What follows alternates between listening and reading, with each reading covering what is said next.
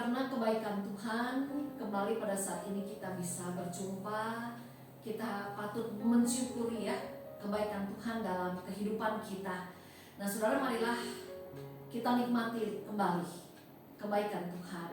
Dengan kita juga akan kembali merenungkan firman-Nya. Namun sebelumnya, marilah kita bersatu di dalam doa. Mari kita berdoa. Bapa, Engkau sungguh baik bagi kami. Kasih-Mu tidak pernah berkesudahan dalam kehidupan kami, menopang kehidupan kami. Dan di dalam keagungan kasih-Mu, kami akan merenungkan firman-Mu pada saat ini. Mampukan kami untuk kami juga dapat melakukan apa yang harus kami lakukan sebagai anak-Mu. Dan di dalam nama Tuhan Yesus kami memohon. Amin. Yohanes 3 ayat yang ke-16. Pasti saudara semua menghafal ya. Hafal benar dengan isi Yohanes 3 ayat yang ke-16 yang mengatakan demikian. Karena begitu besar kasih Allah akan dunia ini, sehingga Ia telah mengaruniakan anaknya yang tunggal, supaya setiap orang yang percaya kepadanya tidak binasa, melainkan beroleh hidup yang kekal. Saudara yang selalu hidup mengasihi Tuhan, dalam kehidupan kita, di negeri kita, ada banyak sekali jembatan-jembatan yang cukup kita kenal. Kita semua mengenal jembatan Ampera yang ada di Palembang, atau juga jembatan Suramadu yang ada di Surabaya.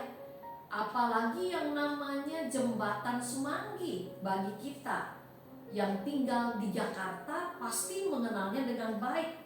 Lalu juga kita mengenal jembatan Barelang yang ada di Batam. Lalu kita juga mengenal jembatan Pasupati yang ada di Bandung.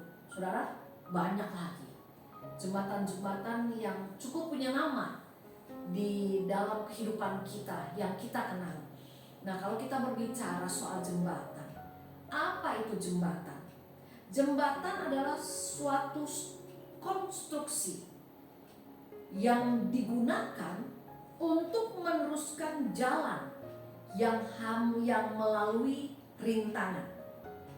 Dan seperti yang kita ketahui, yang namanya jembatan selain menjadi ikon suatu daerah atau suatu kota atau suatu tempat, jembatan juga berfungsi sebagai jalan. Jembatan menghubungkan dua bagian yang terputus oleh karena adanya rintangan. Jembatan dipakai sebagai sarana transportasi. Jembatan adalah penghubung antar desa, antar kota, mungkin juga antar pulau. Nah, kalau kita berbicara tentang jembatan, saudara, kita beralih sejenak. Setelah manusia jatuh ke dalam dosa, ada jarak yang memisahkan antar manusia dengan Allah. Jarak yang tidak akan dapat diseberangi oleh manusia untuk dapat kembali datang ke hadirat Allah. Tetapi saudara, di dalam kasih-Nya yang besar, Allah mengutus anaknya untuk menjadi jembatan, menjadi perantara, menjadi penghubung antara kita dengan Allah, agar kita bisa kembali kepada Allah, agar kita tidak lagi hidup dikuasai dosa, agar kita tidak lagi hidup dikuasai oleh maut. Nah, kalau kita berbicara tentang Yohanes 3 ayat 16, ayat ini seringkali disebut sebagai ringkasan atau inti dari keseluruhan kitab Injil. Nah, kalau kita berbicara saudara pada saat ini, Yohanes 3 ayat 16. Terkait dengan itu, kita mengamini, kita mengakui bahwa kita ini adalah orang-orang yang percaya kepada Tuhan Yesus. Orang-orang yang sudah Tuhan pulihkan, orang-orang yang sudah Tuhan pindahkan dari kuasa maut ke dalam kuasa kehidupan yang kekal. Orang-orang yang sudah diangkat dari kuasa lumpur dosa kepada kuasa kasih Allah. Nah, masalahnya saudara pada saat ini, apakah kehidupan yang pada saat ini sedang kita jalani adalah kehidupan yang juga sudah mencerminkan hidup sebagai umat tebusan Allah? Sudahkah karya kasih Allah melalui anaknya yang tunggal Tuhan Yesus Kristus mewujud nyata dalam kehidupan kita? Sudahkah kita hidup dalam kehidupan ini dan menjadikan hidup kita bukti bahwa kasih Allah begitu besar bagi manusia yang berdosa, bahwa kasih Allah begitu besar bagi dunia ini? Saudara, pada saat ini kita diingatkan sebagai orang yang percaya bahwa Allah telah menebus dosa kita, kita sudah dianugerahi hidup yang kekal.